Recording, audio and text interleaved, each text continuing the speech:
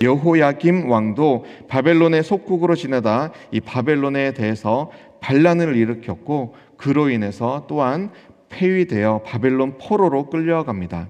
그리고 이 여호야김의 아들인 여호야긴, 오늘 본문에 나오는 이 여호야긴이 왕위에 오르게 됩니다. 이렇게 이 요시야 이후에 유다는 하나님의 심판으로 아주 급격하게 망하고 있었습니다.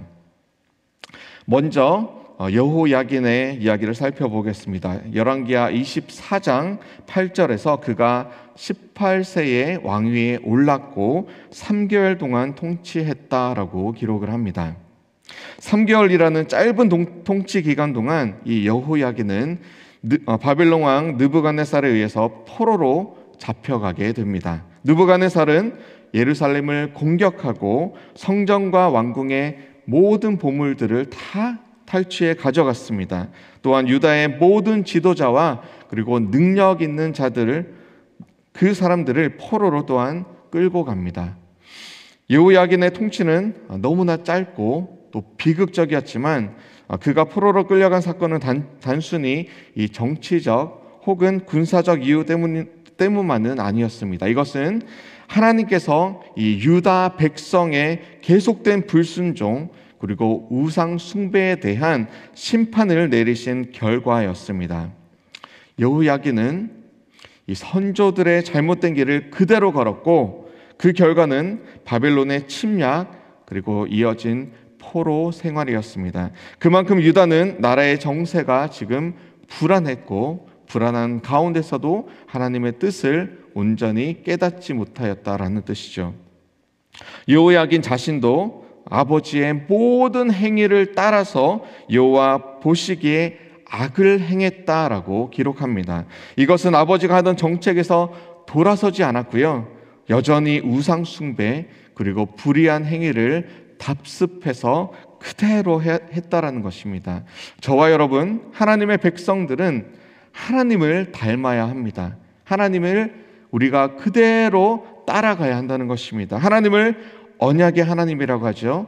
약속의 하나님이십니다. 반드시 세우신 그 언약은, 약속은 하나님께서 반드시 지키신다라는 뜻입니다. 인생에서 우리는 누구 편에 서는가가 너무나 중요합니다. 하나님 편에 서면 그 끝에는, 물론 삶에는 여러 가지 시험과 연단이 있을 수 있지만 그 끝에는 마침내 승리가 기다리고 있습니다.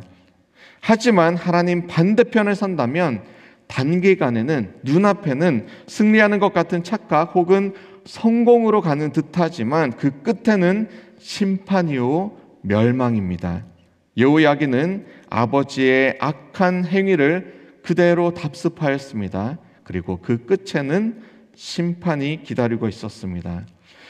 10절로 17절 말씀을 보시면 여호야긴이 왕위에 올랐을 때에 이 바벨론 왕 느부갓네살의 군대가 예루살렘에 올라와서 예루살렘 성을 포위하였다라고 기록합니다. 10절에 이 올라오다라는 말은 그 의미는 전쟁하기 위해서 오다라는 의미입니다. 그의 군대가 예루살렘을 포위하고 있을 때에 느부갓네살 왕도 친히 이곳에 도착을 합니다. 바벨론 연대기에 따르면 예루살렘 공격은 이 주전 598년 마지막 달에 시작해서 주전 597년 둘째 달에 끝이 납니다. 즉, 이 여호야긴이 왕위에 있던 기간이 바벨론에게 포위되어 있던 그 기간이라는 것이죠. 3개월 동안 포위당하자 이 여호야긴은 자신의 어머니와 그리고 신복들과 지도자들과 내시들과 함께 바벨론 왕 앞에 나가서 자발적으로 항복을 합니다.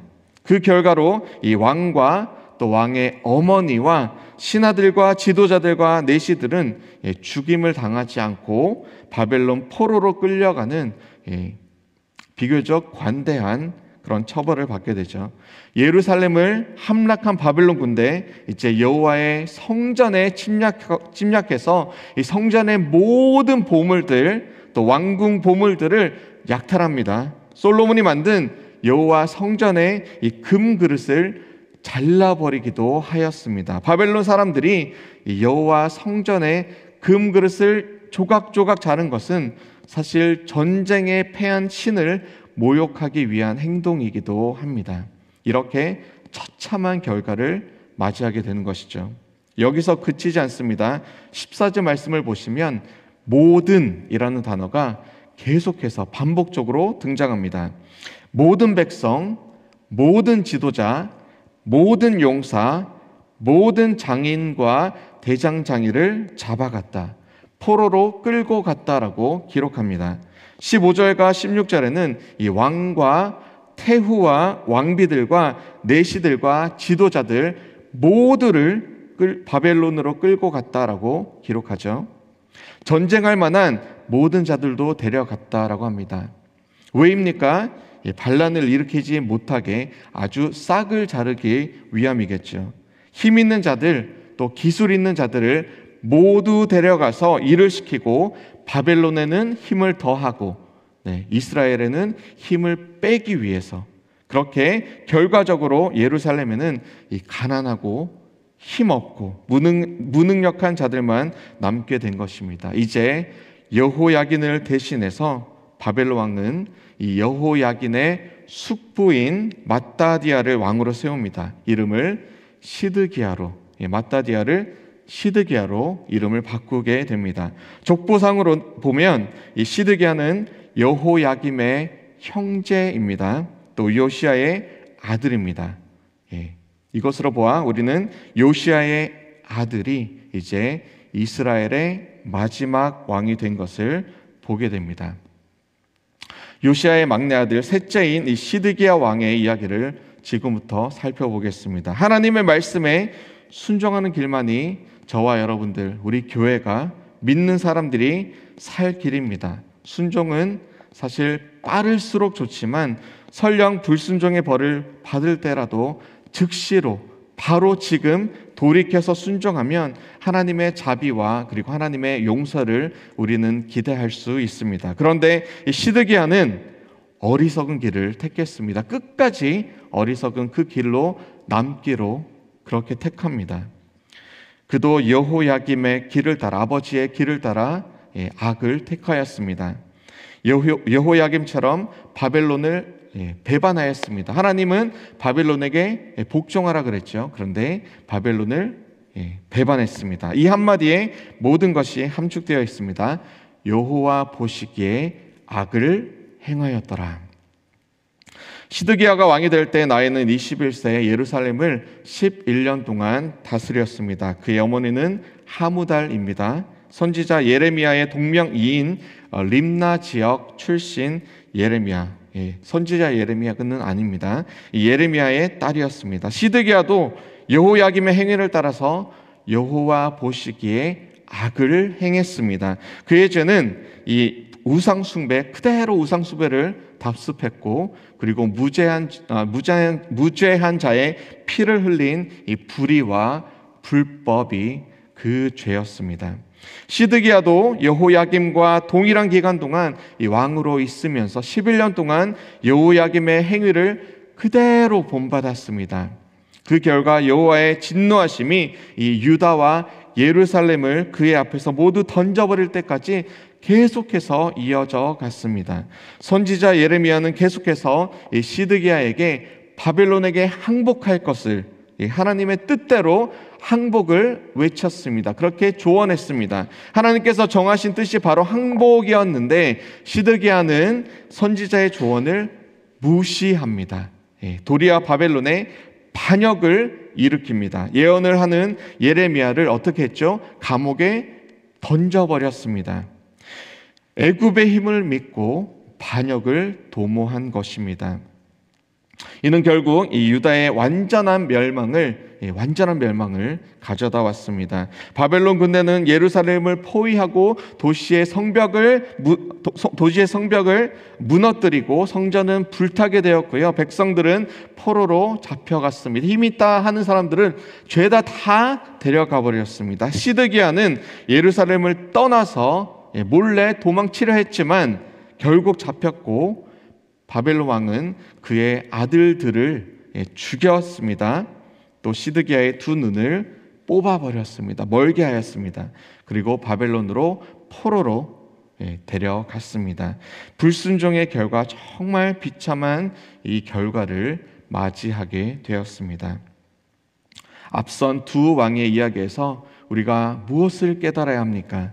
우리는 종종 하나님께서 우리에게 돌아갈 기회를 주심에도 불구하고 불순종하고 또 하나님을 떠난 그런 삶이 얼마나 위험한지를 말씀을 통해서 우리에게 깨닫게 하는 이 기회를 주십니다. 우리는 어떤가요? 처음 미국에 올 때에 정말 많은 기대와 희망을 품고 왔지만 이 땅에서의 성공만을 추구하다가 우리의 신앙을 잃어버리게 될 수도 있습니다. 또 그러한 때도 있었습니다. 또 그러한 자들이 우리 곁에 있을 수 있습니다. 한때 교회에 다니고 또 신앙을 열심히 지키겠노라 그렇게 결단하고 나갔던 사람들이 미국의 삶 속에서 또 하루하루 치열한 삶 속에서 점차 하나님을 멀리하고 또 교회를 떠나는 경우도 왕왕 보게 됩니다. 시드기야처럼 마지막 순간에 하나님을 찾기에는 이제는 너무 늦어버린 그러한 경우가 될 수도 있습니다. 이 여호야긴과 시드기야 두 왕의 이야기를 통해서 우리는 하나님의 공의와 또 심판을 명확히 볼 수 있습니다. 우리의 삶을, 우리의 내면을 또한 돌아봐야 할 것입니다. 하나님께서는 이스라엘과 유다 백성에게 많은 기회를 대대로 정말 수많은 왕을 통해서도 끊임없이 기회를 주셨지만 그들은 끝까지 회개하지 않고 이 우상 숭배와 불순종의 이 엄청난 죄악의 길을 걸었습니다. 그래서 결국 하나님께서는 그들을 바벨론의 손에 붙이셨습니다. 불순종의 결과는 이렇게 심판인 것입니다. 그러나 하나님께서는 심판 속에서도 사실 우리가 다 알듯이 회복을 약속하셨습니다. 유다 백성이 바벨론의 포로로 끌려간 후에도 하나님께서는 그들을 완전히 포기하지 않으셨습니다. 70년의 기간을 통해서 그들을 회복시키시겠다 그렇게 말씀하시고 또 그들에게 다시 돌아올 기회를 얻게 하시고 결국 예수 그리스도를 통해서 구원의 길을 허락해 주셨습니다. 여러분, 이 두 왕의 이야기는 우리에게 정말 너무나 중요한 그러한 교훈을 주고 있습니다. 여호야긴 그리고 시드기야는 하나님 앞에서 책임을 다하지 못하고 불순종의 길을 택하였고 그 결과 비극적인 최후를 맞이했습니다. 우리는 하나님 앞에서 오늘 어떻게 살아가야 할 것입니까? 하나님의 경고의 그 말씀 가운데 정말 깨어서 기도하고 말씀대로 순종함으로 나아가야 할 것입니다. 뉴욕의 참 바쁜 일상 속에서도 때때로 힘든 순간 가운데서도 우리는 늘 하나님을 중심에 하나님의 말씀을 우리 마음속 중심에 두고 살아가야 할 것입니다. 그리고 하나님의 은혜 안에 새로운 출발, 오늘 다시 할 수 있다라는 것을 희망 속에서 발견하며 나아가야 할 것입니다.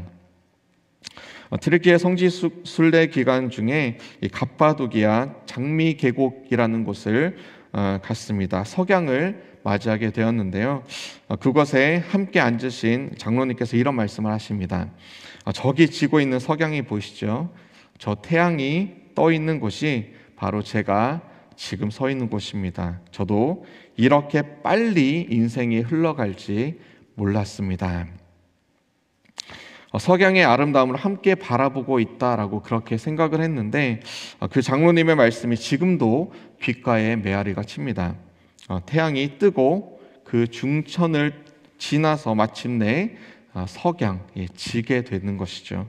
우리 인생이 바로 그와 같을진데 과연 나는 하나님 앞에서 우리 삶의 순간순간들을 지금 오늘 이 시간을 어떻게 살아가고 있는지 돌아봐야 할 것 같습니다. 분명 다윗처럼 그리고 요시야처럼 하나님께 충실한 삶을 살아간다면 더할 나위 없이 좋겠지만 그렇지 않다면 오늘 우리는 돌이켜서 하나님 앞에 다시금 결단하며 나아가야 할 것입니다. 즉시 바로 오늘 하나님 앞에 마음을 두고 새로운 출발을 허락하시는 하나님을 붙드시길 바랍니다. 오늘 이 여호야긴과 시드기야의 이야기를 통해서 우리는 하나님 앞에서의 삶이 얼마나 중요한지, 그리고 하나님의 심판과 은혜가 어떻게 함께 작용하는지 배울 수 있었습니다. 하나님께서는 우리의 삶을 향한 계획을 가지고 계십니다.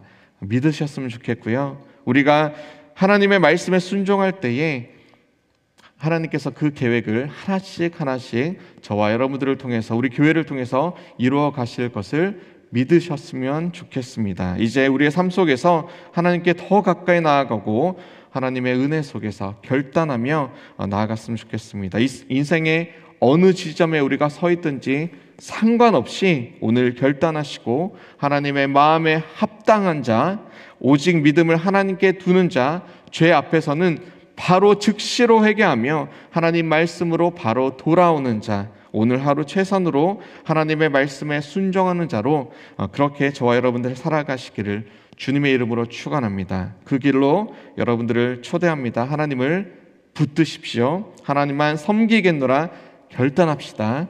하나님께서 오늘 새로운 삶을 저와 여러분들에게 허락해 주실 것입니다. 함께 기도하시겠습니다. 하나님 감사합니다. 여호야긴과 시드기야, 이 예루살렘의 멸망을 우리가 바라봅니다. 하나님, 우리에게 이 70, 80, 90의 인생을 허락하셨는데 우리가 인생 많이 남았다 생각하며 아직도 내 마음대로, 내가 원하는 대로 그렇게 살아가고 있지는 않습니까? 하나님, 지고 있는 석양을 바라보며 우리의 인생을 돌아보게 하여 주시옵소서. 하나님, 그것이 중천에 떠 있든 이제 막 시작하였든 상관없이 영원 속에서 늘 오늘 지금 이 순간 하나님 앞에 또 하나님 안에 우리가 거하며 머물며 오직 주의 길로 달려가는 그런 복된 인생 다 되게 하여 주시옵소서. 그래서 우리의 인생의 마침내 그 끝에 주님과 만날 때, 재회할 때에 우리가 주 앞에 칭찬받으며 또 주님 앞에 할렐루야 외치며 그 인생의 마지막을 주님과 함께 기뻐하며 살아가는 놀라운 영원 속에 살아가는 우리 인생들 다 되게 하여 주시옵소서. 주님을 찬양합니다. 주님 감사합니다. 이 모든 말씀 살아계신 예수 그리스도 이름으로 기도합니다. 아멘.